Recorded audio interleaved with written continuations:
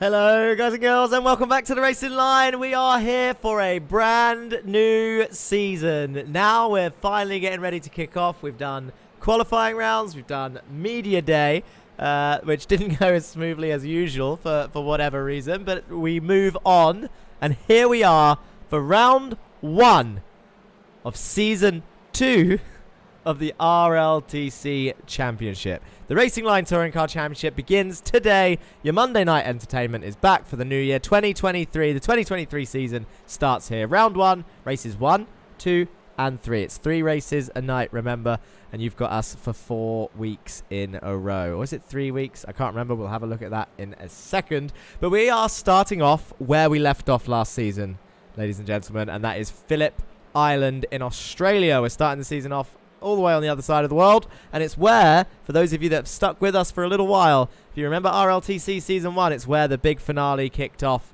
very close between Connor Mills for Pulsar eSports and Morgan Burkhard, who eventually took the championship here at Phillip Island on the final round by just like 2 points. Like, I'm not exaggerating, I'm sure it was around 2 points. After a crazy finale, saw Morgan start near the front, Connor Mills start at the back with a qualifying ban, and a load of racing. Go watch it. But I mean, the action was insane, and I'm hoping it's going to be repeated today. It's going to be repeated today. It's a lovely track. I mean, it's a little bit how can we say this safely? Phallic shaped. Can we say it like that? If we look at the track map, there's loads of cars out there. I can see 24 on the timing screens, 26 in the session out of 30 drivers, with just 8 minutes left of practice for those last few drivers to get in. We do have a full grid of drivers now. It has happened. I'm telling you, we've had a last minute entry. We had 9 full teams, and now we have our 10 full teams back for the RLTC, which I'm actually really happy with. We'll see if they can stick it out for the season. Jerry is in chat. Biggie Morello is in chat. He said good evening.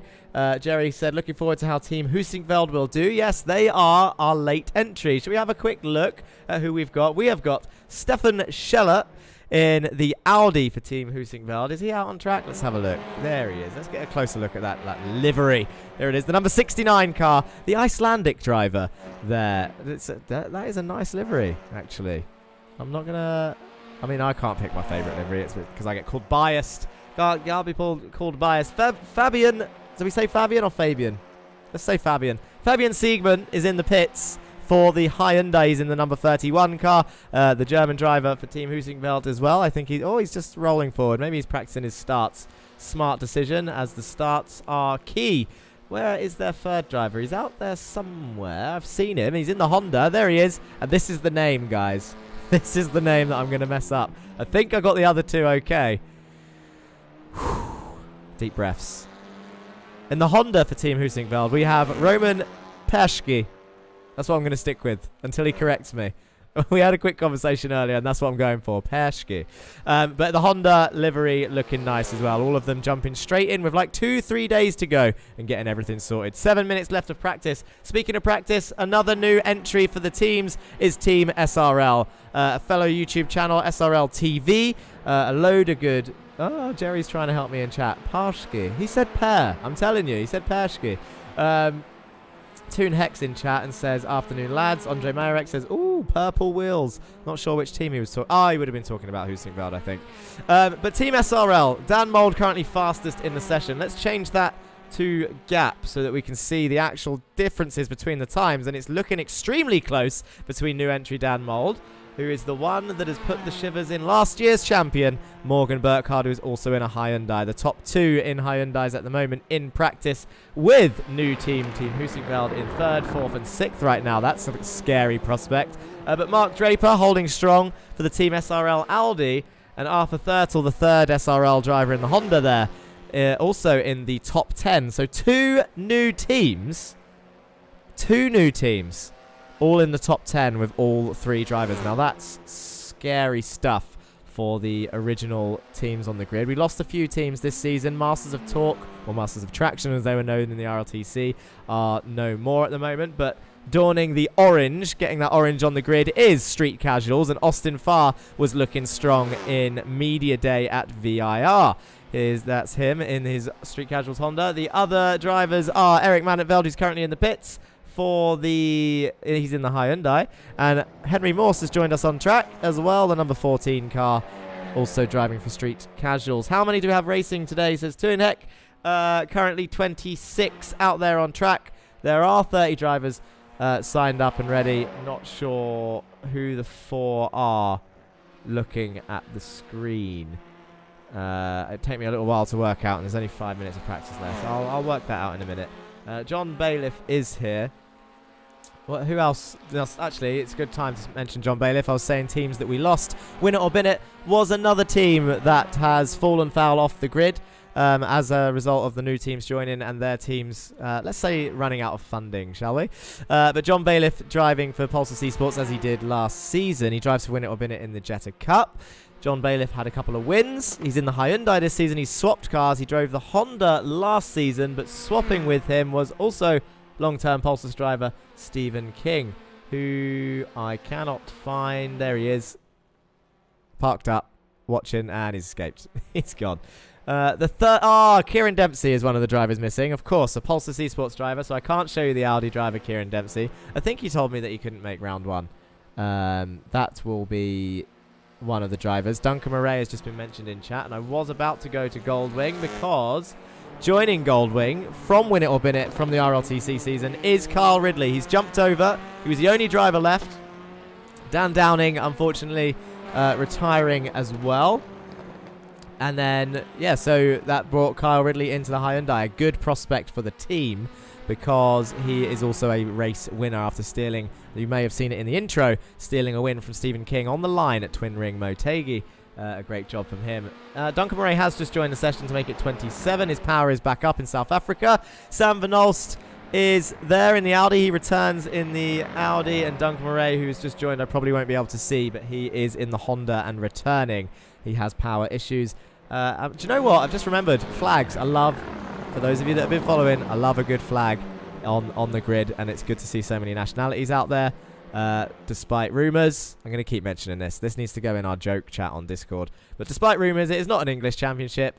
Look at all those flags. And, I mean, I'll tell you who's mixed it right up is Team Husikveld, who have brought in an Icelandic flag, an Austrian flag, and another German flag joining Jan Weiswanger. Let's go to him in the Audi. That's not an Audi. That's a Honda. I was not looking at the right car. That is Jan Weiswanger for Meatball Motorsport driving the Honda. He's always one to watch in terms of if he's in your mirrors, because you never know if he's going to get the car stopped. I do like those cars with the orange wheels. They look very nice. Who else is driving for Meatball Motorsport? Jesus Amundere, one of the Lurchers teams, has dropped from the grid. There was 2 Lurchers teams last season. Now we have just the Lurchers gaming team, who have kept the Academy livery, funnily enough. But Jesus was the 4th Lurchers driver, and he's been hired by Meatball Motorsport. Jumping in Kieran Dempsey's old car. Obviously, Kieran moving over to Pulsar eSports. Where is Timu, says Kakala. Timu did not sign up. Stephen Fry is also back, but I can't see him. He is in the Hyundai for Meatball Motorsport, but he is in the session. We need to mention Fear Factor was another team that dropped out of this season, so they're not in this season. And Team ORD collect up Mats Andersen, the Norwegian driver, not a race winner. Technically, he did win at Media Day, though, so he's looking just as quick as before. He's currently in P7, and if he can keep it together, I'm sure we'll see him win an official race this season. And if you can all join me, I'm gonna be rooting for him a little bit. He nearly won at Brazil last season. He just couldn't do it. He was very close. It was less than a 10th between him and John Bailiff on the line. Also driving for Team ORD is Joseph Gibson there in the Audi in the pit lane, and Dan Thornton in the Hyundai, who was looking strong. Do you know what? I've got to give a shout out to Dan, because he digs me a little bit for acting surprised when he's in a good position. But not only was he strong at Media Day at VIR, and this is completely irrelevant, but there is a certain SimLab race that we did at Hungaroring at the start of the week in the Jettas, which some of you may know is a specialty car of the channel, I guess. And Dan Thornton, who normally, let's say, is not there, nearly overtook me twice, and genuinely, like, I was scared, Dan. I'm not gonna lie. I was scared because you were quick at Hungaroring, And I don't think we're going there this season for the RLTC, which is a shame. But Martin Wallace finished third in that race, could not pass him, so well done to Dan Thornton. There's only 30 seconds left of practice, and qualifying will be underway. I think I've mentioned all the teams that have disappeared. So now I can just focus on the teams that are remaining. Just very quickly, ZFG, I can't remember if ZFG were in the RLTC last season. They are regulars of the Jetta Cup, but Brandon Hughes driving the Honda for Zero Forks Giving. Steve Halewood is also driving for Zero Forks Giving in the Audi. He's a new entry. Martin Wallace has been at the Daytona this weekend. Was it Daytona? It was some sort of American race. I'm going to say Daytona. That's maybe why he is not here for Zero Forks Giving Racing. But there are plenty of cars out there as qualifying gets kind of underway. I want a pit lane cam. Is this a pit lane cam? Kind of. Look at how they all come out at once. No one knows where to find space. That's Stephen King for Bolsters eSports in the Honda. Who else do I need to have a look at? We didn't look at the Lurchers team. Who's out there for the Lurchers team? We have David Corpus in the Hyundai. This is what the Lurchers team looks like. Also grey and green, which may be confusing with the SRL team. Both of them dark grey and green. So, but if you look at the timing screens, those squares next to the names, the lime green ones, which you can see at the bottom right now for Mould, Thurtle and Draper, are Team SRL. And the dark green ones are Lurchers cars. So David Corpus driving for them in the Hyundai. You've got Ika Lequay returning in the Audi. And the other driver, that must be one of the other drivers that aren't here, because I can't see him. It's Alejandro Caraday. Yes, Alejandro Caraday is driving the Honda, makes a return. You would have seen him in the intro as well, because throwback to Zandvoort, where Lurchers nearly got an amazing win in race 3. He led the whole race, and on the last lap threw it into the hairpin, which was a crying shame. Phillip Island, though, is where we are for round 1. As qualifying gets underway, we can jump on board. I think we should jump on board with Dan Mould, since he's the first car out in the train by the looks of it. He's got a few cars behind him. This is what it looks like in his rear for this Hyundai. There's a decent gap. I think that's his teammate behind. Frederick Lejean is in chat, says hello. Confuses me, and I made the SRL one, says John. That's talking about the liveries. And the lap is about to begin. So let's go on board with Dan Mould. Get that dashboard up. And let's go through a lap of Phillip Island on board one of the quickest drivers here. So you're on the left-hand side, and this turn 1, insane. Very fast. Big lift off for Dan Mould, though. There's lap times coming up already. Have I missed that out lap, or am I just going crazy? I don't know why that's counted. Turn 2, very dangerous. Similar to Oran Park. It's going to kill people. People are going to go deep. They're going to lose the rear end. And if you dip one wheel on that grass on the outside of turn 2, it's going to drag you right out. And because it goes downhill on the exit. It's flat out through this left-hander, so no problem. But that turn 2, really have to be wary. We're going to see a few people go off there. We've got a tight right-hand hairpin here in the middle of the circuit as he anchors on the gears. Goes down to gear 1 in this Hyundai. Gets back on the power nice and easy. Uses a bit of curve on the exit over to the right-hand side. This is a lovely corner. Nice and cambered inwards. You take a nice wide entry, and we saw a few incidents here last season, namely between Jake Cranston and Connor Mills. Very controversial as the championship was involved. But it is what it is, and it happened, and congratulations to Morgan Burkhardt. It was a cracking season, and I really hope this one lives up to it. I think it will. I'm starting to get excited just hearing these engines. This is a tricky section. Uphill blind left-hander. Dan Mould holding it tight to the left. Comes out to the middle, gets back to the left for a tight downhill right-hand hairpin. If you missed your braking zone there, you are in trouble. Try and avoid the cars. If you're on the inside on the grass, you're going straight on into a big train of cars. That's going to be dangerous. Should be nice and fast and flat through here, but these cars are front-wheel drive, so we might hear a lift. There. I mean, I don't think he meant to do that because that was a very late lift, but final turn. Sounds like there's a bit of understeer getting involved, and he's going to go across the line for a 139.3. I was reading the bottom. That was wrong. And Dan Mould goes on pole position, so that's the current pole lap. But Siegman Fabian Siegmann is now on pole position. The German driver jumps up with a 1:39.0 for Team Husingveld.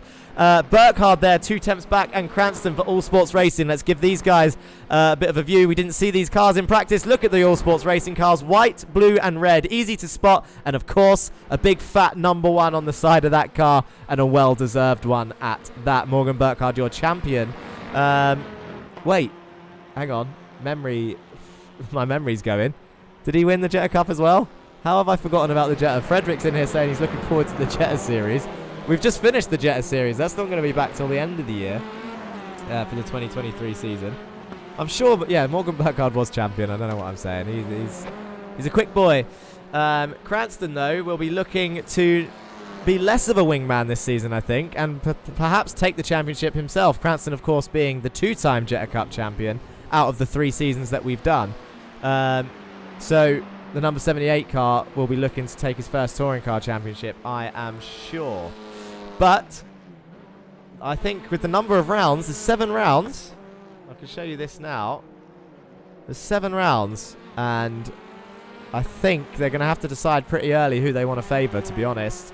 Unless they really just do go for it, guns blazing all the way through the season.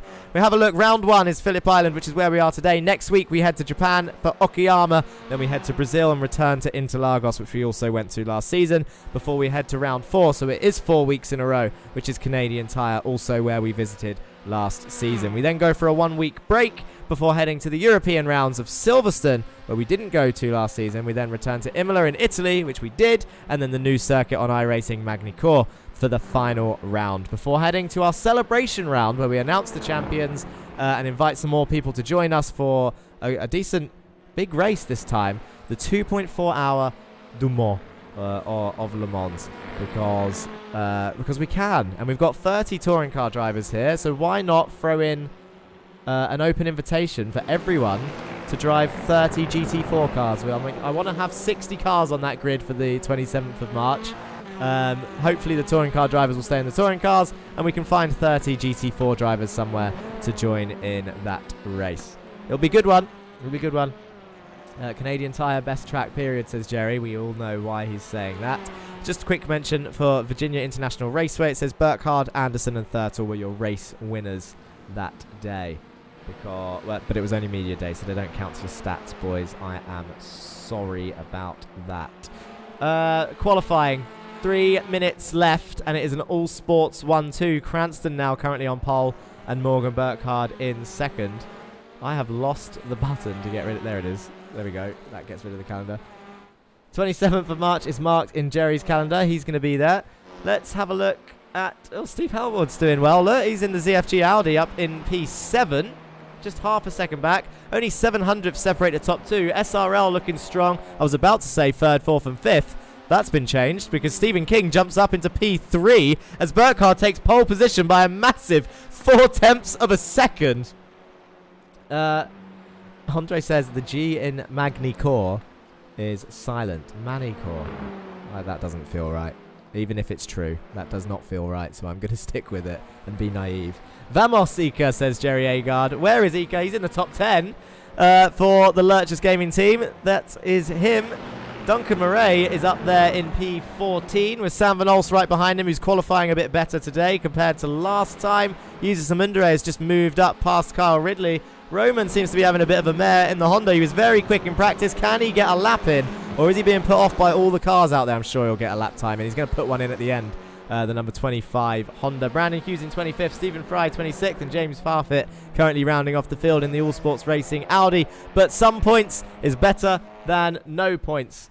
Yes, let's put it that way. Sounds really fun with a GT race, says Frederick Lejean, and it will be open, so many people can join. John Bailiff is currently in the pits. I haven't seen him out on track that much.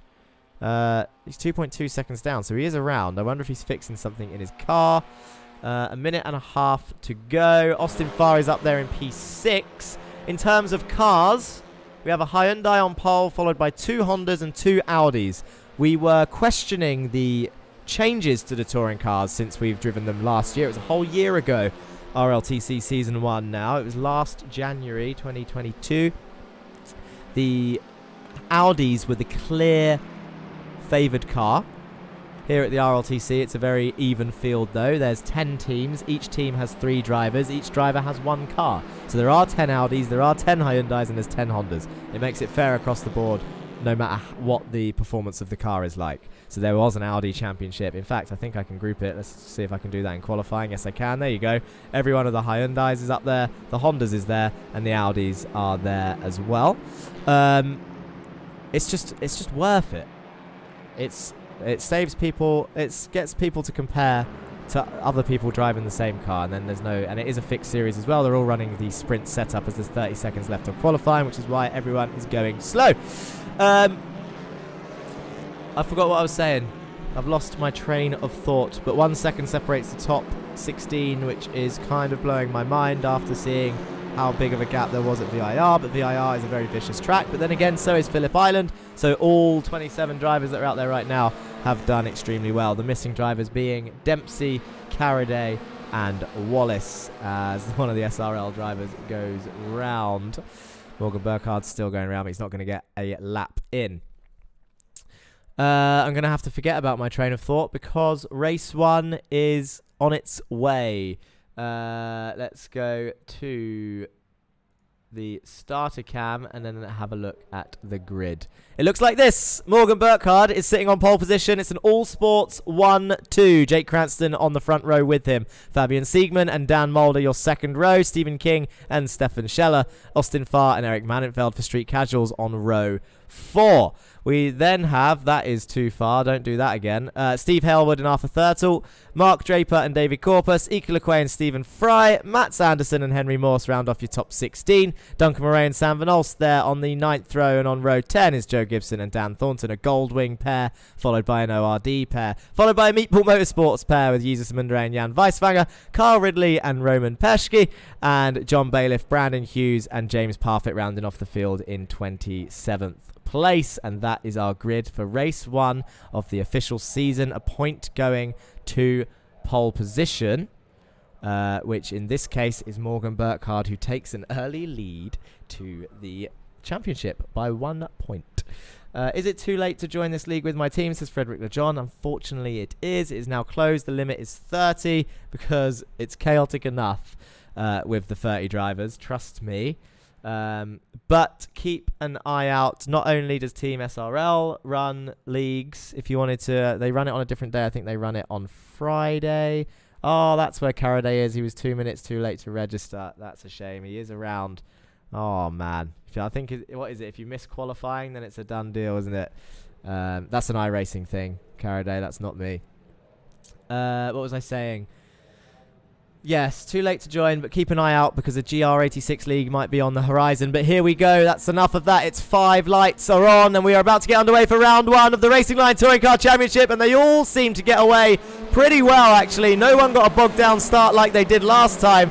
We're going 4 wide already, though. That was Joe Gibson getting absolutely mullered on the start as they all head down towards turn 1. We've got flashing lights already from Stephen Fry, but Morgan Burkhardt takes a nice, easy lead with Fabian Siegman looking to try and pass Jake Cranston in the Honda. He's going to go around the outside of turn 2, but that is going to be very risky as Dan Mould slots into P4. He goes up the inside of Fabian Siegman. He's going to move up into P3. Fabian's going to be vulnerable now to Stephen King in the Honda. He's going to move up into P4. Fabian is going to get a little bit mugged here, and look at this. This is Austin Farr and Stefan Scheller side by side into the fast left-hander. Down towards the hairpin we go. And everyone behind, do you know what? I don't think anyone's gone off. I spoke too soon. Stephen Fry's off. Ike LeQuay is off. That's a big crash. Who is involved?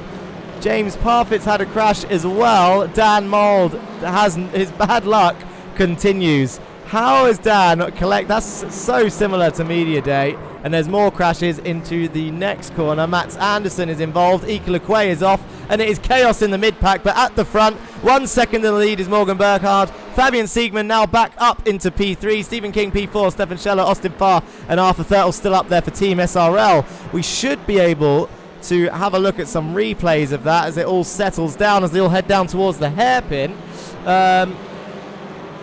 Morgan and Cranston next to one another on the grid. Exciting, says Andre. I don't know if that's sarcasm or not, but it is kind of. I'm surprised people aren't trying to get back to the pits, but then there is a new damage model on these cars, and I don't fully know how they go. But let's have a look at this. Jesus Amundere went off track Was it by himself at turn 2? That's the pretty standard one, I think. He put the throttle on too early, touched the grass, got dragged off. Told you that would happen. Dan Mould. What happened to Dan? This is into the hairpin. Let's get a better view of this. Oh, this is interesting. So, I wonder if that was Dan just turning in early. I thought he got collected by the Meatball Motorsport car, but Jake Cranston was on his inside. Dan's turned in. I think he's lost the rear and gone off, but then behind was more incidents. There's the Meatball Motorsport car that I assumed was involved. So what happened to Stephen Fry? Didn't brake in time. He's driven into the back of Ika. Matsborg Anderson's involved. Oh! The SRL Audi of Draper nearly getting fully caught up in that as well. On first look, from my point of view, I think that was Stephen's brakes, to be honest, and it looks like he's got a damaged wheel.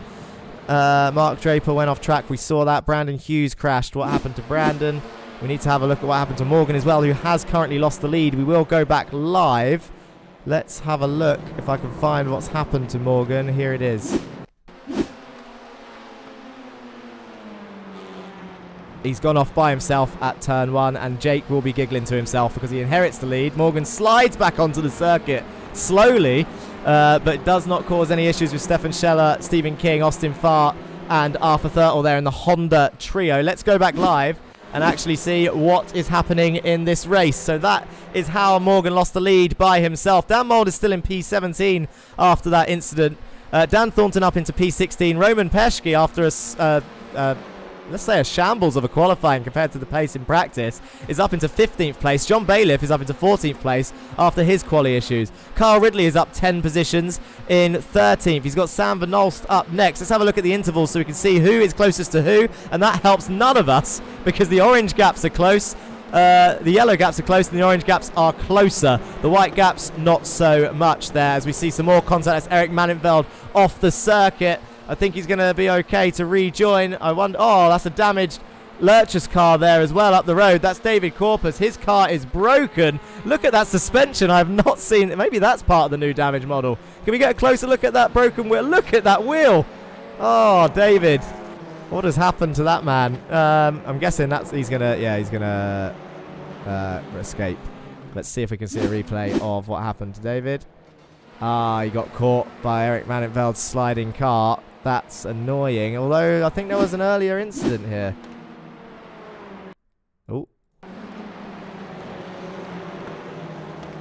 Oh no, it was Eric going off on the grass on the exit. Slid into David. That's unfortunate. That's a shame actually for the Lurchus car. He was probably doing quite well. But this is what it looks like from the rear of Jake Cranston's car, who's currently in the lead. We're on lap 3 of 9 here at Phillip Island, and Fabian Siegman is all over the back of Jake Cranston in the All Sports racing car. Team Hussigveld really laying the mark, as we've got All Sports followed by Team Hussigveld, followed by All Sports, followed by Team Hussigveld, followed by Pulsus, Street Casuals. In fact, you know what will be easier than me saying all this? Have a look at this. There you go. Now you can see all the teams. Zero Forks giving up there in the top 10 as well with their new Audi driver. Street Casuals still have 2 cars. Goldwing have entered the top 10 with Sam Van Olst's Audi. Duncan Murray currently down in 22nd after an earlier incident. Mark Draper seemingly did get damage from that accident, as he is in 25th, which is a shame. And this looks like a move from Fabian, who's going around he's on the inside here. I've lost where we are on the circuit. Oh, it's down towards the hairpin, so he's got the move done before the braking zone. Jake's going to try and get a switchback on the exit. Can he get the run? This is where he's now heading down towards the dangerous corner. This is going to put a little bit of fear, I think, in the All Sports boys, but they are very good at practicing and finding that speed. So we've kind of proud ourselves. Let's go with prided. That's not a word, but we'll stick with it. On improvement throughout seasons with mixing all of these drivers together with such large grids. It's a different experience to official racing here. I know I don't get to race with these boys that much, as Jake has a quick look to the inside. Didn't scare him this time, but I'm sure he's going to keep that going, and Morgan Burkhart's definitely going to be giving him a push to try and help the situation. But Sam Van Olst is actually closing down on Henry Morse as well. What is going on here? This looks extremely close. This is what it looks like from the top of Sam Van Olst's car as he chased down that Street Casuals Audi, which is bright orange. I've just looked over to see the viewers, and there seems to be a lot of you across all 4 channels, so welcome. If this is the first time joining us here on the Racing Line channel, whether it's YouTube or Twitch, or of course VCO eSports YouTube and Twitch, powered by GT Omega. There's a discount code TRL5, but let's not do that advert too much in the race, because Sam Van Olst is looking around the outside of turn 1. He backs out. He gets back on the throttle a little bit early. Can't quite get alongside Henry Morse, who defends. Fabian, Siegmann and Cranston are very close. There's only a 10th between them, but Sam and Henry are also feisty drivers that I kind of want to watch. There's very much 2 strong battles across this field right now, and Jake Cranston is looking around the outside of the hairpin where he got passed before, but on the brakes is Fabian Siegmann, and he gets a good exit. And now look at Morgan Burkhardt, the number 1 car is going to make it alongside, but he's going to back out. They need to be careful because Stefan Scheller is not far behind, and this is very much a 2x2 fight for the 2 teams right now. Stephen King currently holding his own for Pulsus eSports.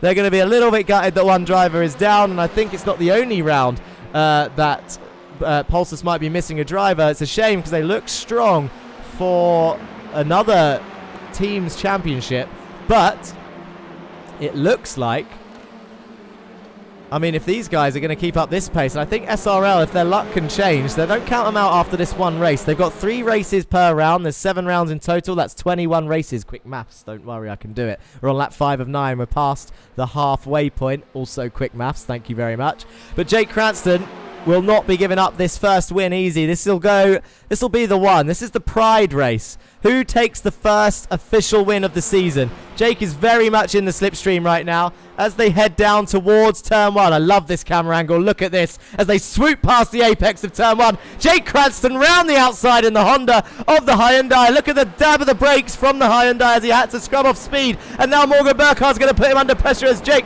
slams on the brakes for turn 2. Does not run wide. Doesn't open up the inside. And that is a lovely move from the 2-time Jetta Cup champion. But Morgan Burkhardt, last year's RLTC champion, will be watching this. His teammate is now in the lead. Look at Siegmann. He's going to go around the outside of the hairpin. Morgan is going to follow his teammate through side by side towards the hairpin. But look how late on the brakes the Team Usigval car is.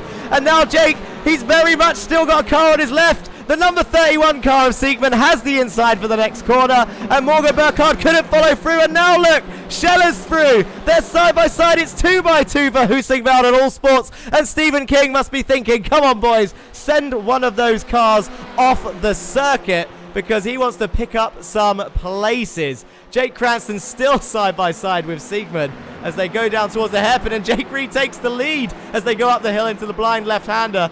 All Sports Racing remain in the lead, and look at Morgan Burkhardt down the inside of the hairpin. He's trying to throw the number 31 car off. Daredevil says my mic was a bit close. That was just me shouting. I apologize for that. I've moved it further away. But Jake Cranston now half a second in the lead, and look at Morgan Burkhardt. He's all over the back of Fabian. He wants to get past. This is what it looks like on top. In fact, let's go inside the Morgan Burkhardt car. The Hyundai for All Sports Racing. He doesn't look like he's very much in the slipstream as Jake was. That was good English, but ignore that. As we head down towards turn 1, Jake was much alongside on the previous lap, lap 7 of 9, and Scheller behind is still very much in this. And this is what it looks like behind Stefan Scheller. He's got the Pulsus Honda all over the back of him, and behind him is the Street Casuals Honda of Austin Farr. That was a nice move on Cranston, says Andre. This could be an excited season on the front end of the grid for sure. And do you know what? I'm not going to lie. I probably shouldn't say this, but honesty is the best policy, right? I'm always apprehensive at the start of these races as we see Dan Thornton go off onto the grass, turning his ORD Hyundai into a lawnmower, but he comes back on and carries on his race. As, in fact, Team Bingo alert. What was the phrase? Tossing the salad, as the old phrase goes.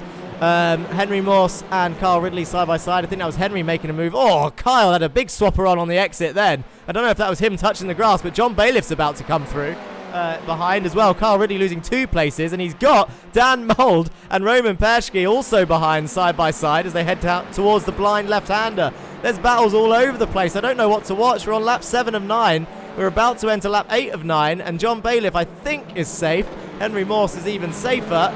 Gets a bit of a touch from behind the Goldwing car. John Bailiff is up 14 positions right now, and definitely made the most gains in this race so far.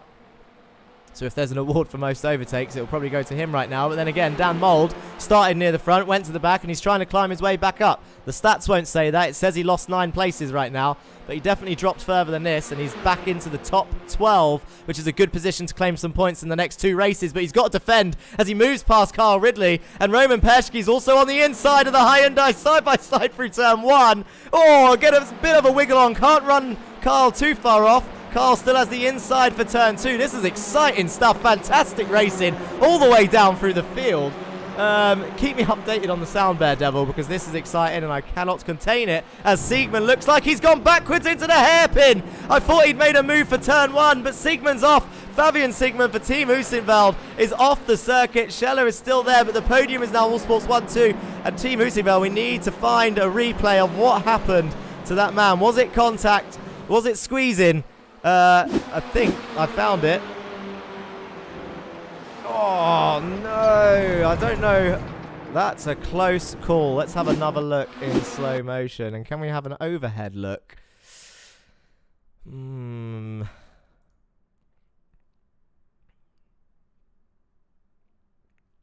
I think that Morgan might get the blame for that on first appearances. Let me know what you think in chat on that. But I think that door was shut before his car was there. And Siegmund off the circuit. That's the first call first. That's just what I'm saying. It's what I'm seeing. But you let me know what you think. Burkhardt with the cold-hearted kill, says Kakalert. Something will have to be done quick about that man if it was Burkhardt's fault, because he's about to start the next race in P5. But that's a shame for... I can't even see Fabian now. He's down in 15th, so he is back in the race. And again, that's actually a good place because the top 12 get reversed in race 3. So he's got race 2 to make it back up. Nifty Chap says outrageous. Thank you for joining. It was a bit outrageous. I'm going to stand by what I said. I know it was touch and go and accidents happen, but I don't think that inside line was quite there. You could say it was late from Fabian, but they weren't really alongside, I think. But it is touring cars. Oh, it's just so hard to decide. But less than a second, pretty much. Just over a second separates these top 5 right now. Henry Morse is chasing down Dan Mould, who I actually think just passed him. There's more fighting going on behind. I think Roman was putting Kyle under pressure there. And we've got another Husingveld car off. Why? How? Goes down the inside of John Bailiff, who covers the inside. Oh, he's just broken late. Has he just broken late? Yeah, he's broken. Gone straight on in the Honda, the number 25 car. Let's go back live because I saw the white flag out. Is the race over? Not quite. This is the final lap, though. Jake Cranston enters into the final hairpin. Biggie Morello says, welcome, Raiders. I can't see what that raid was, so thank you, whoever it is. But here they come round the final turn. Jake Cranston and Morgan Burkhardt currently 1-2 as they come towards the start-finish line.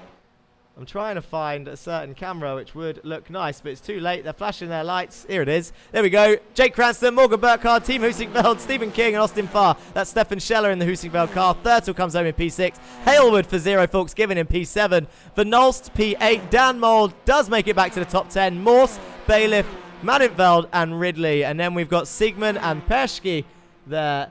Yeah. And then who's this in the Meatball Motorsport? That's a Mundere in the top 16. Brandon Hughes is going to come home in 17th. Gibson, Thornton, Murray, and Anderson. Well, do you know what? After VIR, I don't think it's unfair of me saying that that's a disappointing race for ORD. We saw Dan Thornton go off once. Not really sure what happened to Joe. Maybe just struggling here at Phillip Island this weekend. Mats Anderson is definitely out of position. I feel like we saw Mats involved in an early crash. He was down 6 places in the end in 21st, so he did qualify higher than that. Duncan Murray. Ika Lequay was down 10 places. Corpus, Draper, and Fry. I think Draper ended up sitting out the race. 5 laps down, so most of the race out for Draper after being involved in that early incident. No time for rest, no time for a drink, because you know what time it is. It's race 2 time. There will be a break after this one, a short break, about 5-6 minutes. But for now, we are jumping straight in to race 2. Same length, 9 laps. This is the grid. Top 6 get reversed. Steve Hellwood. Or is it top 8? No, it must be top 6. It's top 6. Steve Hailwood, who ended up finishing P6, is there in first place. Arthur Thurtle is second. Austin Farr, King, Stefan Scheller, and Jake Krantz. Morgan Burkhardt's gone. That's why it's all shuffled round. We then have Sam Van Olst and Dan Mould rounding off your top 4 rows. Henry Morse, John Bailiff, your top 10. Eric Mannenfeld, Carl Ridley, Fabian Siegman, Roman Peschke, Jesus Amundere, Brandon Hughes, Joe Gibson, Dan Thornton, Duncan Murray. Morgan Burkhardt is now down in 20th. Matt Sanderson, Jan Weisfanger, Ike Lequay, David Corpus, Mark Draper, and Stephen Fry round off your 27 drivers. I can hear revving engines already. Does that mean the lights are on? It does. Did not get much time to read out that grid at all, and away they go. Steve Hailwood from pole position is under pressure already, I think, from Arthur Thurtle in the Honda, but a clean getaway for the drivers once again. Can they survive the first lap with no incidents? And Arthur Thurtle for Team SRL moves straight into the lead. Hailwood under pressure from more Hondas behind. It's a Honda Armada. Oh, that's Dan Mould again, is it? It's definitely Mould again. I don't know if I should laugh or cry for this man. He's in the wall. What is happening to this boy? How can you have worse luck? Is it luck? Is it not? I'm not sure. But the answer to the question, can they survive the first lap? No. Arthur Thurtle into the hairpin. Steve Hailwood still in P2, so he's doing well for Zero Folks Giving. Martin Wallace might be watching this on the other side of America thinking, well, go on, boy. You're in a podium position right now, but you've got to hold it for a number of laps, and you've got Cranston right behind you as Joe Gibson has crashed in the background. He was stopped at the hairpin for Team ORD. Another issue for them. Henry Morse is down there, so I'm guessing he was the one that had a potential issue with Dan Mould there at the start through turn 2. Side by side, the Hyundais behind of Eric Mannenfeld and John Bailiff. Eric Mannenfeld slotting back in to P8. But look at John on the brakes, squirreling, wiggling through. Just about saved that car. So well done, that man. Did not take out Eric, but that was some sketchy stuff. He would have. That was a brown pants moment. Seat of the what stuff? I don't know what I'm trying to say there. There's a saying there somewhere. Just go with me. Go with the flow. Ike Lequay into the final turn is losing position, so he's had a slow exit. Gets passed by James Parfitt there in the Audi. Duncan Murray's off onto the grass. Can he get back on circuit? Yes, he can. Mats Borg Anderson comes through, and Dan Thornton is... Oh, that was close. And there's a Team Husingveld car off as well. That's the Hyundai, I think, of Fabian Siegman. It's going to take me a while to learn the new teams. Corpus is swapping over. Draper's moving up. He's up into 20th place already after starting near the back. Duncan Murray has just been passed by... Oh, never mind. Dan Thornton's gone off the circuit at turn 1 by himself. That was a big... That was fast as well. Is he... Oh, that's going to be a dangerous thing. Oh, okay. Well done. Well done, Dan Thornton, for whipping the back end around like that. This is what the front looks like. Half a second. Arthur Thurtle is not pulling away, but Steve Hailwood under pressure from Jake Cranston into the hairpin he goes. Jake is looking feisty. Turns in early there on the Audi of Hailwood. Just marking his stamp there. Marking his territory. Stamping his authority.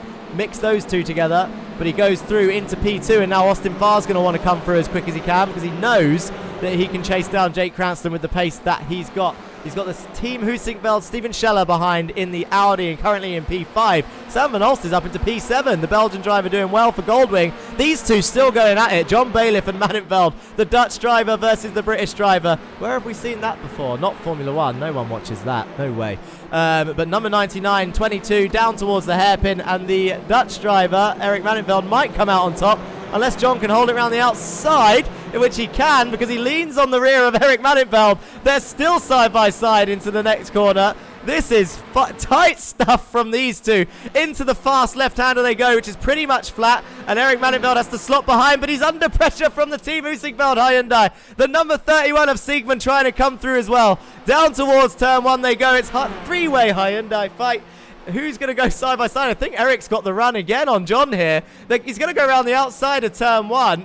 John throws it into the right-hander, leans on him. That's a dangerous place to do that because it'll spit you off onto the grass. Eric Mannenfeld tries to be as late on the brakes, and look at this. Is this 5 Hyundais?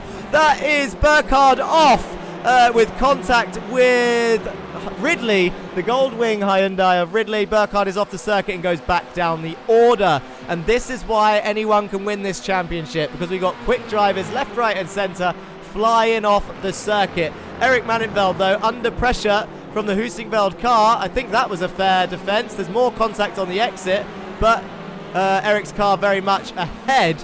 So Eric Madenveld keeping that position, but John Bailiff now trying to go around the outside of Siegman. This is a very tight fight. Let's have a look at this just because I can do it. This is what it looks like in terms of Hondas, Hyundais and Audis. So this is the lead Hyundai fight right now. Madenveld is first place in the Hyundais with Siegman and Bailiff your podium sitters. So they're fighting for the win, and Ridley's right there as well, as is Corpus by the looks of it. No, sorry, not Corpus. Those timings are wrong. Ignore that. But the lead fight, which is Arthur Thurtle and Jake Cranston, is the Hondas. So that's looking fairly close. And the Audi fight is Halewood and Scheller, which is also right behind in the top. So the top 4 are your top 2 fights across the cars.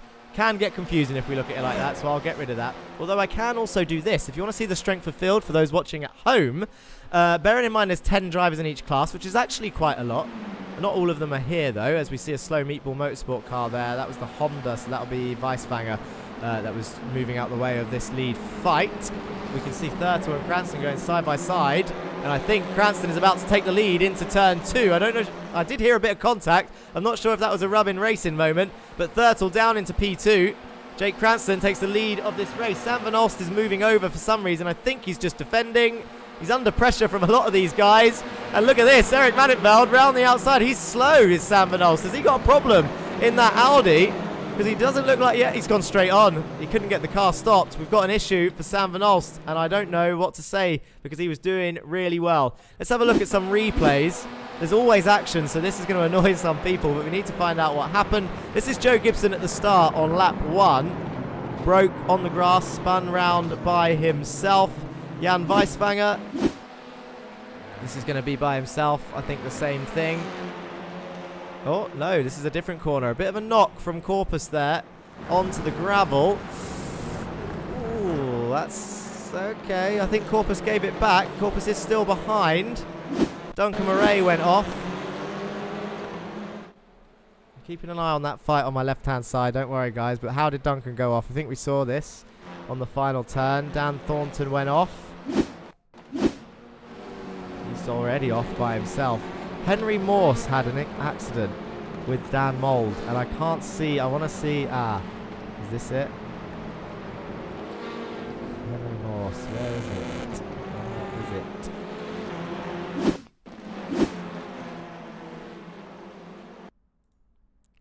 So this is the start accident. Oh, Dan! Do you know what? I see. Keep saying Dan's having bad luck. That was Henry's luck, actually. Dan Mould on the grass and round. Let's go back live briefly to see what it looks like. Jake Cranston has pulled out an 8/10 gap on Thurtle, who is under pressure from Scheller, who's going around the outside of the hairpin. Can't get it done. Austin Farr's looking feisty there. Matt's in P12, if you could just keep it on track, says Andre Mayerek. In chat, Mats is currently now in P8. So James Parfitt actually in the Audi is currently in reverse pole for All Sports Racing. That is, he will be over the moon with that after VIR. I imagine he's going to be buzzing if he can stay in that position. But he has got Roman Perschke there right behind him, who I think is about to take that honour from him. He's going to have a look around the outside of this S where we saw the car go off earlier. Oh, contact, and they're both off. That is Roman Perschke and James Parfitt coming together. Husingveld and All Sports. Another incident. Just tight racing there. Can't really, from the angle we saw it at, I can't call that. We have got a live steward. I'm sure he'll watch it. I reckon that was a lean 6 of one, half a dozen of the other. Let's go for that. I think they both lent on each other there. That would be unfair of me to call, really, from this angle, to be honest. I wonder if we can see a replay.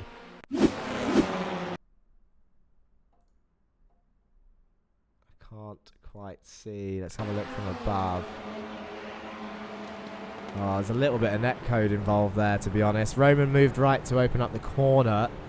But there was a good foot between those cars. That's annoying. I haven't decided how to deal with netcode, to be honest. I wouldn't like to portion blame after watching that replay, but it is what it is. Mats Anderson looks like he's having a fight with someone. I think it's Carl Ridley down towards the hairpin. We're on lap 6 of 9. Only 3 laps left, and Matsborg Andersen is still very much there on the inside of the Goldwing car, and he's got Erik Maninfeld in the Hyundai in front of him. Street Casuals doing very well, 2nd and 6th right now. Henry Morse had the unfortunate issue on lap 1, not his fault. Got collected by a spinning car from the grass. Scheller and King also... Oh, hang on a minute. This is Arthur Thurtle having a loss of position, I think, as the 69 car is having a look around the outside. He's going to have the inside for the final turn. The Audi of Stefan Scheller, the Icelandic driver. Got German flags on the car. Didn't have Icelandic flags on the template. Maybe that's why. He could have added them. We can sort that. But he's got the Icelandic flag on the timing screen, and it looks like Arthur Thurtle might have got the better run out the corner and keeps P3. Stephen King is looking to take advantage of this as well as they head down towards turn 1. Is the Audi going to get enough of a run? Has he got enough grunt to get to the inside?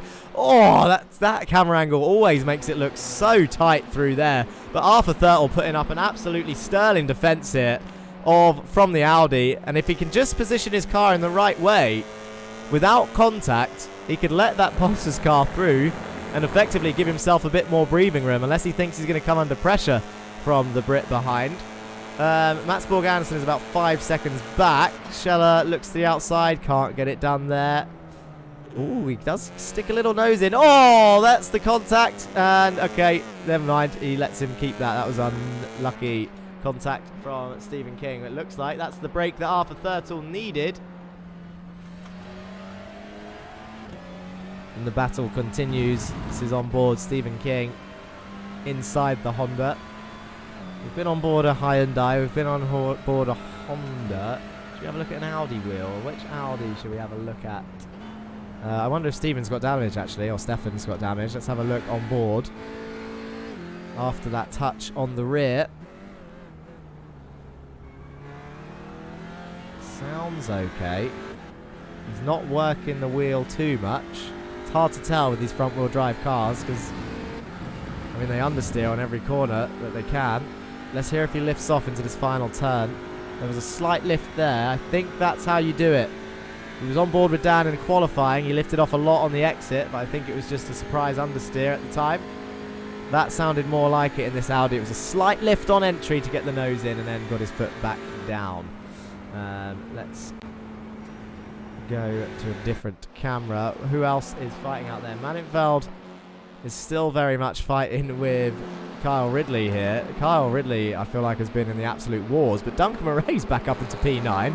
He's in a Goldwing sandwich, is Erik Maninfeld. Let's have a look at the old battles box. Is this going to be helpful? Is this a useful graphic? It's okay, I guess. Battle for 6th right now. That's not correct, is it? I guess so. Oh, it is, because Matsborg Andersen is there. Oh, look at that. Erik Maninfeld launches it on the brakes. That's, well, it's handed Duncan Murray a position. I think Eric's going to let him have that back. He does let him have that back. Is he going to lose another position as a result? Jesus Amundere is going to look around the outside. That was optimistic. Kyle will be annoyed, but at the same time, the team is going to get more points. Duncan Murray will be giggling to himself. The South African driver up into P7 in just race 2 of the season. And Kyle Ridley, unfortunately, getting moved out the way. But there it is. Goldwing sandwich, plus you don't call sandwich by the bread, but the filling. Street casual sandwich with Goldwing bread. Kakler, you got a point. Stop bullying me. I get it. I failed English, alright? Just because I'm English, I failed it. Goldwing sandwich. Why have I never thought that before? Everyone always explains it as the bread, though. In racing terms. How insane is that? Think about it. Sandwich between 2 cars. That's why. You're just playing with my mind thinking of bread sandwiches. The street casuals jam sandwich. Austin Fart, speaking of street casuals, is very much in P2. We can get rid of that battles box. That doesn't look nice anymore. We've seen the strength of field for a while as well. Let's have a look, compare the best lap times across the 3 cars. Everyone always talks about BOP, balance of power. Let's have a look at Fabian Siegmann as well, because he looks like he's looking feisty with Stephen Fry. Another pair of Hyundais on track fighting it out as we go on to the final lap. We are on the final lap. Jake Cranston leading the way, but these two side by side. The best lap of the Hondas 138.7. Best lap of the Audis, 138.7. Best lap of the Hyundais, 138.6. Oh, Stephen Fry really lent on that Husingveld car on the exit there. That was interesting. That might be looked at, to be fair. It depends on... it could be classed as touring car racing, though. But from that angle, it really looked like he squeezed to keep that position. Good effort. Jesus Amundare is looking to gain a position here on Corpus. An old teammate that's in the Lurchus car. Jesus is technically a Lurchus driver, but he's in a meatball car right now. So is he going to fight for that position? I'm sure he will, but he's got the Audi of Mark Draper behind, who's up into P12. He's going to start the next race on pole position at this rate. He's up 14 places from the back. This is how your race can turn around in one round, but he's under pressure from the Meatball Motorsport car of Stephen Fry, who's on the inside of the final corner. And look at that, the Husingveld car might get the inside line as well, and I feel like Draper might lose 2 spots here. I think the Husingveld car does have the run as they head down towards turn 1. That's Sigmund in the Hyundai. I will start remembering that, I promise. But Draper, he's already lost the position. And look at Fry going through as well. Do you know what? I've just realised it's the end of the race. That's why. I lost track of time. Someone didn't tell me in chat. Come on. It's like you're acting like this is my job to do this. But Jake Cranston takes the win for race 2. Austin Farr comes home in P2. And Arthur Thurtle making it a full Honda podium here at Phillip Island for race 2. I'm just going to open up the website. We have a website, guys and girls, by the way. Muddy in chat on YouTube says Superman he done very well there in P8. What was I saying? We have a website, theracingline.org. If you go on theracingline.org, there are some tabs at the top. It's very easy to use. There's one that says Volkswagen Jetta Cup and one that says RLTC. You click on RLTC, you can see not only the schedule and an awesome gallery provided by VCO eSports' resident photographer, Kakula. We have all the race results from the previous season, and of course this season will be updated throughout the week. We'll have the standings and the team's championship so you can keep updated. My favourite page, the statistics page, which is regularly updated. And the reason I want to come here is because that is a full Honda podium. And I just want to let you know, because this is round 1, the stats that I'm about to read out during this 5-minute break. By the way, it's 5-minute break time. So if you want to go get a drink, go have a little relax for drivers as well. If you need to go toilet, go now, or just go in the car, the sim, whatever you're going to do. It's up to you, not my business. But in this time, I will give you some stats as well as have a drink myself. Website racingline.org. Right, the Audi was the clear strong car last season. We mentioned that already. Okay, let me get a bit of a nicer view for you. There's a scenic cam somewhere which I think would be better if it works. I guess we can have this up if you want. No, why's the font changed? Is anyone else seeing that, or is that just me? That's weird. Anyway, try not to get too distracted. In fact, I can have the results on the screen for you of that last race. There you go. Even though the font has changed, we won't worry about that too much, because you can still read it. Right, the Audi was the clear strong car last season. Good evening, says Kieran Dickerson. Welcome to the YouTube chat. Thank you for commenting. Nifty Chap says, wow, sweating face. I don't know if that's because I forgot the finish or because he's enjoying the races. Go put it on your TV, Nifty Chap, and get your Bose sound system on. Is it Bose or is it Sonos? It was Sonos. My mistake. The Audis, 36 races there were last season in total. It was 12 rounds, 3 races in each round. It was absolutely insane. It was too long, to be honest. We've got 7 rounds this season, 21 races in total. We then have the stats. The Audi did take the championship with Morgan Burkhardt. They took 22 wins in total and 60 podiums. 60 podiums is crazy. They took 4 pole positions out of the 12 fastest laps. Their highest finish was obviously first, and their highest highest grid position was first as well. The Honda was the second car, and get this, it's pretty much half as good. It was half as good across the season. Wins, 10 compared to the 22. Podiums, 33 compared to the 60. Poles, though, 8 doubled the pole positions of the Audi, and do you know what? It's thanks to Mats Anderson there, who's currently in P6, who's also driving a Honda this season. He got many of those pole positions, just couldn't turn them into a win, unfortunately.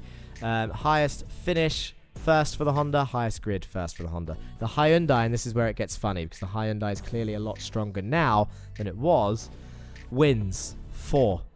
Only 4 wins across all of those races for the Hyundai. Podiums 15, no pole positions, 4 fastest laps. Highest finish was first, highest grid second place. That was Dan Downing, I think, in Knock Hill for Goldwing. I might have just made that up, but I feel like Dan did pretty well at Knock Hill. And that's the difference between the cars last season. Honda have just bagged 3 podiums right there. So this is going to be insane. Kieran Dickinson says, when does the racing start? Well, you've missed 2 races, Kieran, but you're in time for the 3rd race, which is in about 3 minutes' time. 9 laps, the 3rd and final race of tonight before we do driver interviews and have a rundown of what happened today. But first of all, let's go through the top 10 of both of those races because I feel like that's all we have time for. Do you reckon I can get through everyone? Let's try and get through everyone. I didn't have a drink yet, but it is what it is. Cranston, Farr, Thurtle, Scheller, King, Anderson, Murray, Manenveld, Ridley, and Corpus. They're your top 10. Jesus and Mundere, top 11. Stephen Fry. That, ladies and gentlemen, is a Meatball Motorsport front row for race 3. Jesus and Stephen will be starting 1st and 2nd. Mark Draper is in 13th. He missed out on the reverse pole in the end by 0.3 of a second. Fabian Siegman there in 14th. Morgan Burkhardt back up to 15th. Equal Aquay 16th. John Bailiff was 17th. Steve Halewood 18th. Roman Perschke in 19th. 20th, Joseph Gibson. Dan Thornton in 21st. James Parfitt in 22nd in the end. He was looking so strong in race 2. And maybe he can get back up there in race 3. Brandon Hughes in 23rd. Sam Van Olst down in 24th in the end after a bizarre issue. I'm not sure what happened to Sam because he was looking strong and just pulled over. Henry Morse was down in 25th after the issue at the start. He was on the lead lap. Jan Weiswanger, 26th, 2 laps down. Dan Mold was 5 laps down. I keep feeling sorry for Dan. And it's because I know he's such a strong driver. But both of the mistakes I think I've seen so far was him, I think. Well, the first one, actually, I can't say it was him. The second one was definitely him. The first one, it looked like from our angle he turned in too early, but I haven't seen it from above, so I'm not sure on that. There's only 1 minute left, so the results of the first race that you might have missed: Cranston, Scheller, King, Farr, Thurtle, Halewood, Van Olst, Mould, Morse, and Bailiff was your top 10. And then it was Manenveld, Ridley, Siegman, Perschke, Amundere, 15th, Hughes, Gibson, Thornton, Murray, Burkhardt was 20th, Anderson, Weiswanger, Lequay, Parfitt, Corpus, Draper, and Fry round off your field. Obviously 3 drivers missing today, but not a problem as we get rid of those results because we are about to tick over. I don't know why the font has changed. It's still like it. Valdez31 says, wait, what? Jesus time, says Gualthio. Yes, it is.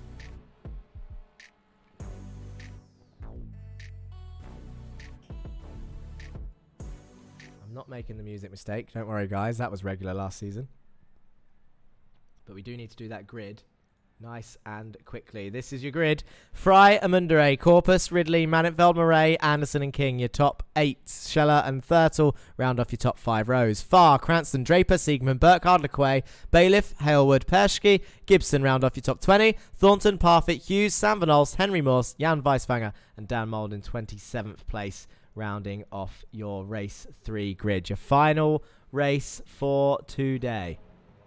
And there is your Meatball Motorsport front row with a Lurchus Gaming car in 3rd. Hashtag Jesus time, says Gualthio. I'm a little bit gutted, Caraday, that you missed it by a couple minutes because, I mean, yes, 28 drivers would have been nice, but look at the racing, man. This race at Phillip Island, what a circuit. Race 3 is about to get underway. 1, 2, 3, 4, 5 lights are on. They went out extremely quickly. There's always a delay between the lights and the cars for whatever reason. And look at the ORD at Gibson making moves already. That's the ZFG going slowly. They're going to go 4 wide. That's Henry Morse very much up against the wall as they were all coming down there 4 wide. That's the all-sports racing of Cranston moving over. And look at that. That's the Lurchers car of Corpus. Straight into the lead and past both meatball cars. He's gone from 3rd to 1st. And that is Eric Manenveld as well, who's on the outside of the meatball Audi of Jesus Amundere. He's going to put up a fight in that position. He always has done. He always will do. And there's going to be a bottleneck because I think I saw a car go off behind. Is that another one of the Husingveld boys? I think that might be Roman Perschke, who may have got on the grass. They're all here for fun. I hope they're still feeling that way in voice chat. I didn't actually check if voice chat is off. I haven't heard any comments, so it must be. Oh my God, I can't. Do you know what? I can't even digest the information of what just happened in that hairpin, to be honest. But there's cars everywhere. That's Thornton on the inside of Henry Morse and Vanolf. He might be making a move there. Can he get the run? I think Morse is not going to get the run. Sam Vanolf's flashing headlights again. That's what we like to see. Let's have a quick look and see if he's still going to do that all the way up this straight. Oh, a bit of a lift there for James Parfitt. Sam going to go down the inside of the hairpin. They're going to go downhill. He's got a little bit of a wheel there. I think he's going to try it. Oh, he doesn't get on the brakes as late as James, though. He is still on the inside. Giving room is Parfitt there, but Vanolf's not making that move. Let's go back to the front of the grid. Sorry, I didn't finish my sentence because I'm trying to read stuff at the same time. And that is Austin Farr moving over. For some reason, I wonder if he made contact with someone and feels that he has to give the position back as Corpus throws it into turn 1. 6 tenths in the lead currently. Stephen Fry in 2nd. Manenveld 3rd, making it a Hyundai 1-2-3 now. That'll boost their podiums if it can stay like this. But Mats Borg Andersen, the Norwegian driver, is very much there for Team ORD, looking to claim a podium. The number 76 car. Stephen King's up there again. Kyle Ridley has been having a good day. It says he lost 2 positions, but he's been up there regularly throughout. Jesus Mundre is still in the top 7, so Fry holding on tightly to that podium. Jesus not losing too many places, but here he goes into the hairpin. He has got the very fast Austin Farr behind. Arthur Thurtle side by side with Jake Cranston. These two have fought in a couple of series now, and they will know exactly where to put their cars. But I tell you who they also need to watch, and it's Duncan Murray, who taps the rear of one of the Hondas. He goes round Damon, trying to pick a side. Does survive. Duncan chooses to hold his brakes. Smart decision in case he rolled in front of the rest of them. Oh, that's not though. He's going to drive into that wall. Oh, let's just pretend we didn't see it. Pretend we didn't see it, guys. Move on. Duncan Murray didn't drive into the wall. Look at this. Stephen Fry on the brakes late. Nearly goes into the back of Corpus, but this battle for the P1 is not over. Manenveld dropping back a little bit. He's 1.1 seconds down, and King is up into P4. As was King always there? I feel like he's gained a position somehow. Or maybe I'm just not paying attention. But Arthur Thurtle and Cranston still going at it. Cranston has now passed Thurtle, and Jesus Mundere is next on their order.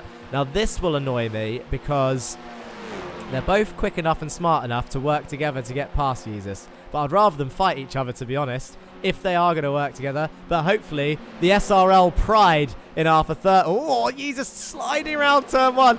The SRL pride in Arthur Thurtle will make him want to fight the All Sports boys, as they are very much a rival. But he's on the grass and he's round. Jesus Mundere saves his slide. Arthur Thurtle does not. The SRL car goes down the order, and All Sports Racing get handed a couple of positions, 8th and 9th, as the meatball. Oh, that's Jesus round as well. Jesus did go off.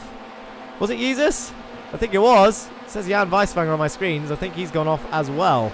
But let's see what happened to Jesus, because it looked like he saved it.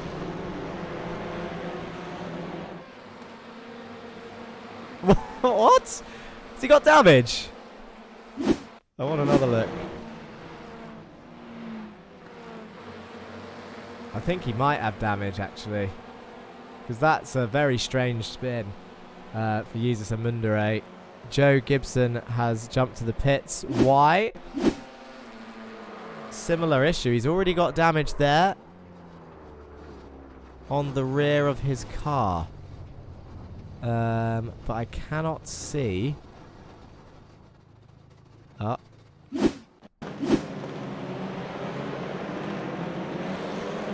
there.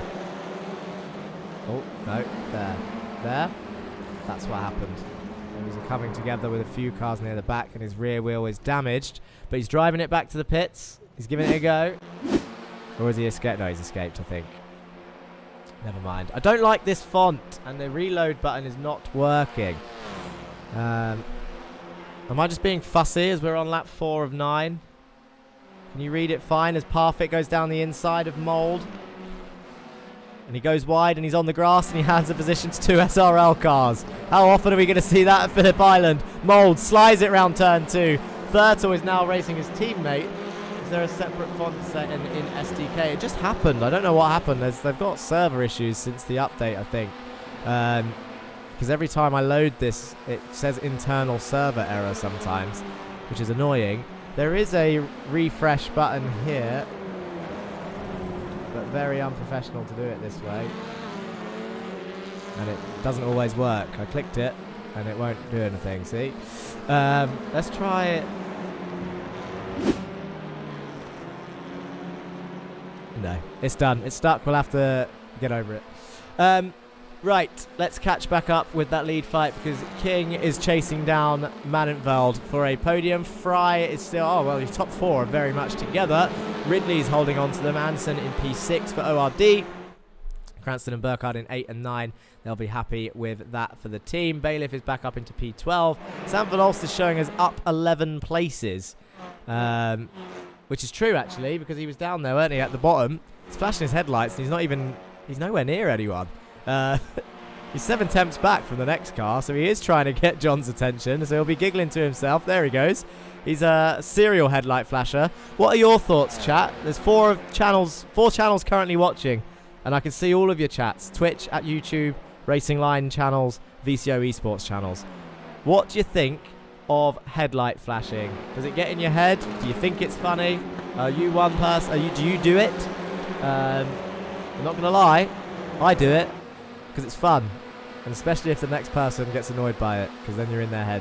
But Jake Cranston has passed Austin Farr. I feel like Austin Farr is struggling in this race, to be honest, in race 3. Morgan Burkhardt nearly had a look there to the inside of that hairpin. So they all head down towards the dreaded turn 10. We saw so many incidents there last season. I don't think we've seen too many there this season, which is good. But I'll tell you what, an absolute shout out to this man. Do you know what I've just remembered? I don't have a driver of the day quiz for this season. And when I say that, I normally put a link in chat for you all to vote driver of the day. I don't have that link. I'll have it next week. I do have this button still. You can, if you want to vote driver of the day, just type it in chat. Everybody watching across all 4 channels, pick a driver. I'll count them at the end. Hashtag vote in chat. Just write, I don't know, DOTD and then the name of your driver. But right now, and if my memory serves me correctly, this is a man that has no wins. And he's 6 temps in the lead as Stephen King is side by side with Eric Manenveld. And I think he's going to chuck it around the outside of turn 1. He's got it done before they even get to the turning point. And there you go. Stephen King moves up into P3 past Eric Manenveld in the Hyundai. And Kyle Ridley is now up into he's still there in P5. He's going to be chasing him down now. Matsborg Anderson's still trying to close that gap. It's fairly spread out, actually, comparatively to the previous races. I mean, that's ridiculous, isn't it, to say it's fairly spread out when the top 11 are all orange and yellow on the timing screens. Anyone going off here as Manenveld, I think, has just sent it down the hairpin on Stephen King. He loves the brakes on that corner. I wonder if that was a fair move. Richard Leach says, being a noob, I don't do headlight flashing. Busy driving. Well, okay. That's true. Never thought of it like that. But at the same time, just map it to a button that you'll accidentally press whilst you're turning. Because that's the best place to do it. Tim Stewart says, driver of the day, Dan Thornton, because he's my mate. I don't mind people voting for their mates. We've had winners before when the fan clubs have come in. I can't remember who it was. Greg Otley last season in the Jet Cup won a driver of the day purely because he had a bandwagon of fans, and that is what it's for. I think only once have we done what did F1 do that time that Mazepin got driver of the day? They just completely ignored it and picked someone else. We've done that once. only because the driver that was voted was not worthy at the time. I can't remember who it was. And there was another driver that definitely deserved it. But we won't focus on that too much. Bind headlight flashing to the gas pedal, says Kakala. People say that I do that. I have not done that. I just press the button a lot. I'm not sure who to watch right now, to be honest.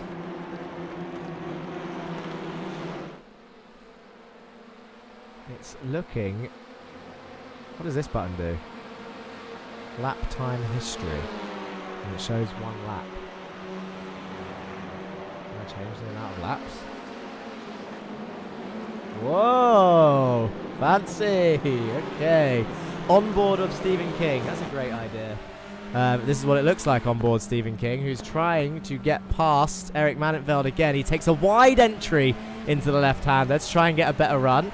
And he's very much in the slipstream. But Kyle Ridley, by the way, is also right there. Just letting you know, he's right behind him. We're on board with Stephen King for Pulses Esports in the Honda. He's having a look to the inside. Moves to the right. Brakes a little bit. Gets a bit twitchy on the brakes. They're all looking really stable through here. Eric moves out a little bit wide. Gets back to the left into the right-hand hairpin. But this is where the slipstream is king. Get it? Because we're on board with Stephen King. Into the second to last corner. Down towards the final turn now. And he's going to casually sit behind the car in front of him. And just try and get the better... Look at the difference in line there. Lifts off a lot more. And actually, Eric's now going to get a better run initially on the exit. But Stephen is very much in the slipstream. Now, he got the move done before turn 1 last time. It doesn't look like that's going to happen this time. He might have to go to the inside, which is going to be risky. But he's going to have a look. His nose is now a little bit alongside, but he's lifted off a lot more. He's trying to put Eric off. He's trying to force him into a mistake here. Down towards turn 2 now. He plays it safe, does King, when racing. He tries to just consistently pick up those results. And that is why he's consistently up there at the end of... he's consistently up there at the end of the season. He's been P2 more times than I can remember. So you would argue that it's not a championship driving style, but at the same time, being runner-up so many times has been a regular occurrence for Stephen King. Mark Draper has had a crash, and Steven Scheller have gone off track. We'll have a quick look at that in a second. Biggie Morello says, I think it's rude to flash, but I can also see if you're in a different class why you'd flash to warn that you're coming. Bandwagon for Dan, do it, chat, do it. On board of King, driver of the day, Cranston, says Sol Slenderman. I get that it's rude, but at the same time, that's why it works on getting in people's heads. Even if you're not in a different class. It's just trying to put people off, really. You just want to try and get that advantage any way you can. Some people might think it's dirty. What's happened to Stefan Scheller in the Husinkveld Audi? Oh, that was a big hit. And I think it was from Mark Draper, which is why it shows up that Mark crashed.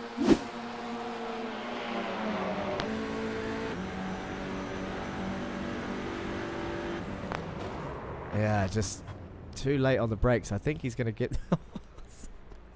I think he's going to give the position back. That is a long way. Home run. 6. What's the score when you hit it out the park? Something like that. Let's go back to this fight. We're on the final lap. They are just entering turn 2. I won't forget the end of the race. Vote in chat, driver of the day. So far, we've got 1 vote for Cranston, 1 vote for Thornton. And that's the way the cookie crumbles. So you can see all the votes. I don't have a form this time. So far, we've got 1 vote for 2 drivers. Corpus, though, is still very much leading this race. Fry is still very much in P2 for Meatball Motorsport. And Manenfeld for Street Casuals is still very much in P3. This is actually a very unique podium we're seeing here already in the first round of this season. And it's all because this man has absolutely woken up after an absolute nightmare in the Volkswagen Jetta Cup. Because we know he had pace. He was so quick in practices throughout the season. We hold practices on Thursdays before the race events. Corpus was always in the top, like 6 out of nowhere. But everyone would always be like, it's okay. Because come race day, for some reason, He was down, he either made a mistake or he was down near the bottom of the grid. But coming into the second to last turn now, David Corpus on round 1 of season 2 of the Racing Line Touring Car Championship in the Hyundai, making it an all Hyundai podium by the looks of it. I think it's going to happen again on the next race. David Corpus for Lurchus Gaming is going to take a win on race 3. Stephen Fry for Meatball Motorsport comes home in P2. Mannenfeld brings her home in P3. Stephen King was P4 in the end. Cranston done well to get back up to P5. Ridley, Anderson, Burkhardt, Farr and Nost up in the top 10 starting from the back. Absolute cracking drive from the Belgian driver. Fabian Siegman there in P11. Bailiff P12. Lequay, Pershke in P14. He had issues earlier. He went way off the track. I remember seeing it. So he done well to finish halfway up the grid. Thurtle down in 15th will be disappointed. Scheller 16th will probably also be disappointed. Hughes, Thornton, Amundere, Murray, Weiswanger, Draper and Mould. I think if there's a team, I mean, how do I say this? And I mean this lovingly, guys. I say this as Duncan Murray crosses the line. I say this, hands on my heart. With 7 rounds, SRL can't have another round like that. We are here for fun, though, of course. So let's remember that. This is just for fun. But once they're on track, we all know what it's like. It all gets a bit competitive. Points are on the line this time. It's only round 1. Frustrations may rise in round 2 if it happens again. That's what tends to happen. Some people will be like, round 1, meh. We're just finding our feet. Parfit there in 24th. Halewood 25th. Morse was 26th in the end. He's had a bad day. Gibson down in 27th. Doesn't look like... I don't know if he came back out or if he was just a lap down after his earlier incident and breaking his wheel. Driver of the day, Corpus, unless he bins it before he gets to the line in typical Lurch's fashion. Carl Ridley for driver of the day. Right, I now have...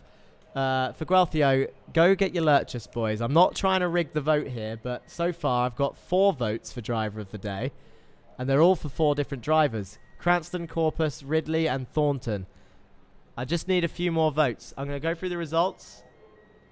In fact, I've just gone through the results. So I'm going to get some interviews ready as they all come back into the pits.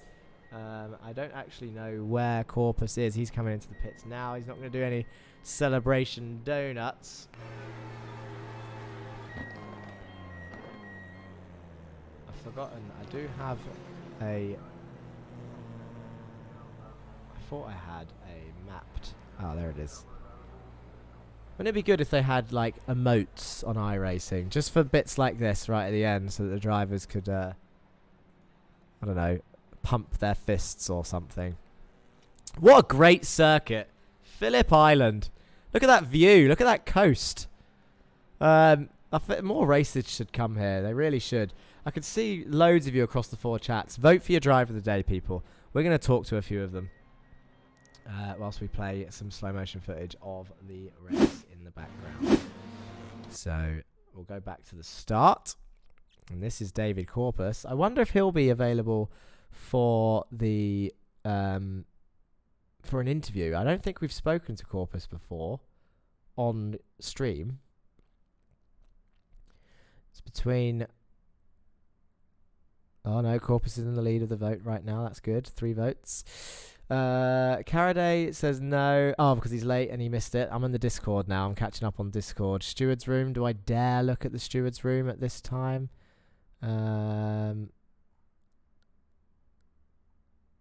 Oh, actually, do you know what? I was expecting a lot more in there. It's looking good. I don't know if David Corpus needs to get in that interview room. I want to speak to him, but I don't think... I can't... Well, 1, I don't know how good his English is, which isn't a problem. But 2, he's just got his first win. Someone find that man. Find that man and bring him up to the interview room. Because, I mean, look at this. Storms to the lead in turn 1. 3rd to 1st and then held it. And Stephen Fry done pretty damn well as well to come home in P2. Stephen Fry's normally around. We can probably speak to him first. Let me just remind myself of the winners from race 2 and 1. Cranston. Farr was 2nd. Wait, Cranston won both of the first races? God, he's a quick boy, isn't he? He's a quick boy. Okay. Right. Let's hide that. Let's go find someone. To the Discord we go.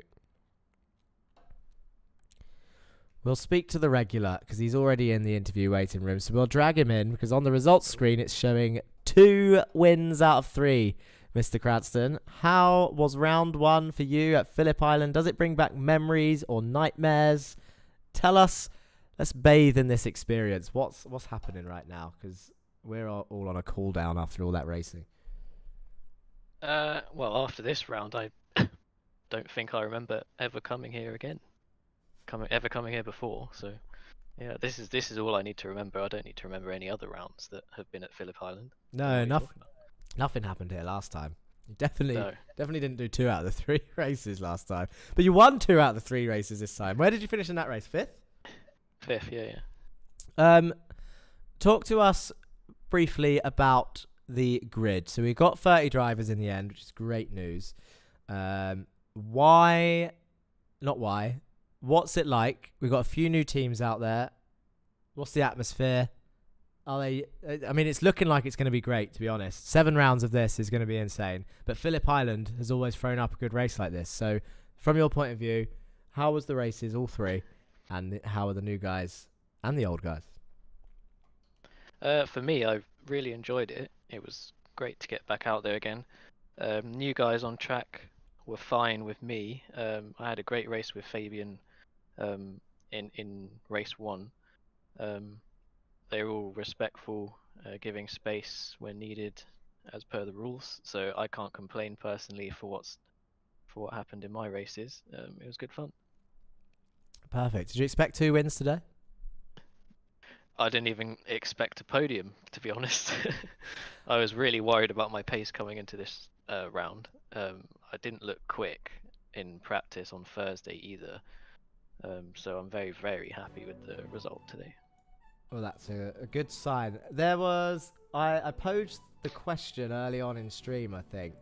And it was about... This championship is only 7 rounds long. Still 21 races, but it's 7 rounds compared to the 12 it was previous. Yeah. Does that mean that you guys have to decide early who you're favouring, or are you and Morgan going to race to the end? Well, I was a bit worried about him in that 3rd race. He was getting a bit close. There was definitely no team tactics yet. And even with only having 7 rounds, as you said, we can't afford to have bad rounds. So Morgan is very disappointed after today. So he just needs to keep his head up. He knows he can perform right at the top, and he knows he can win. So I believe he can come back from this, and we'll have a good championship fight together with whoever else might be at the top near the end. Yeah, I mean, he's come back from things like this before, so it's just about keeping his head up, as you know. Well, yeah. Thanks for talking to us. I've actually forgotten what round... Oh, it's Okayama. We go to Okayama next, over to Japan. How are you feeling about that? Well, that's one I voted for, so I should be happy. But it's just one of those free tracks, which I'm not really sure what it's going to be like. Have we done a touring car there before? I don't think we did it last season, because I was looking for the laps and I couldn't find it. No. It should be good for the Honda with the heavy braking zones and stuff. So, yeah, we'll see. Perfect. Thanks for speaking with us, Jake. Is there anyone before I let you go that you want to say hello or thank you to? Well, I'd just like to dedicate this round to my new hamster biscuit. Okay. I did not expect that one. Well done. That wasn't on the bingo card. That wasn't on the bingo card, no. Thanks, Biscuit, for supporting the series. We'll speak to you later, Jake. Thank you. I'll put him back in the interview room to talk to Arthur, who's currently in there. It's a shame. I can't force people to be in the interview waiting room. Corpus is not there.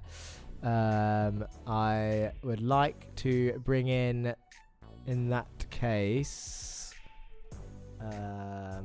Stephen Fry is not there as well. He's spoken to us before, I think. These guys have had successful days, I'm surprised. They should be here. I want to speak to them. We don't know when this is going to happen again. Let's speak to Austin. He was on the podium in race 2. It was an all Honda podium. Austin Farr for Street Casuals. Eric Mannenfeld for Street Casuals got a podium at the end. Austin, what's it like out there? 27 drivers on the grid today. Phillip Island, an amazing circuit. Tough? Very. Especially with the car combo. Cold tires was definitely. I mean, I felt like I was better on them. But yeah, the racing was really good. I love this track. I don't know why there's not more official series here, to be honest, because we've been here twice now in 2 seasons, and both times the racing has been absolutely insane. I don't know if it was just the way your line was and from the camera angle, but there was one point in that race just then, in fact we just saw it on screen, where you was right over on the left-hand side on the straight. Did you have an issue, or was you just breaking slipstream or something? I don't know. Sometimes I just kind of do my own thing, right or wrong. I do it anyway. So I don't know exactly. But yeah, the racing in 3 was really good. I got a little unlucky with when I timed my moves, and then when I finally did pass Mats, I made a mistake there, and he was able to get back by me. But yeah, the racing was awesome. That's good. Peter Ridley in chat says great racing as well. Great commentary. Thank you. Well done. All. I've had a couple of driver of the day votes. Who would you put your driver of the day? Driver of the day for me? Yeah. Man, I don't know. I couldn't even name 10 of the people in the race. You just know the cars. Well, say me, because I know my name, so I'll pick me. Okay, you do that. You just casually pick yourself. Yeah. Yeah. So, well, we go to Okayama next.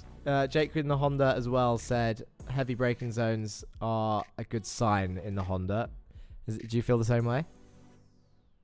Yeah, I think so. I need to practice. This weekend I obviously didn't have a lot of time to do so, but I think I'll be a little bit more prepared for Okayama. It's a track that I'm decent at. Everybody else hates it, but I don't know. I like it. The only corner I don't like is that big right-hander. I suck there, but everywhere else it's all right. So I'll be looking forward to that. No worries. And before I let you go, is there anyone else that you want to say hello or thank you to? All my teammates, all the guys that are cool enough to chill in the driver's room Discord during the race. Those guys are the best. Pour one out from my homies, Garrett and Skylar. And yeah, that's pretty much it. No worries. Thank you, Austin. Speak to you soon. All right, thank you, man.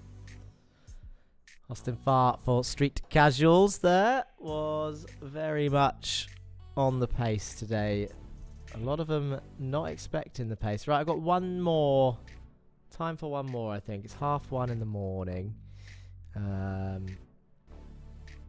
So, who out of this lot that I can see, who shall I talk to? Arthur Thurtle is there.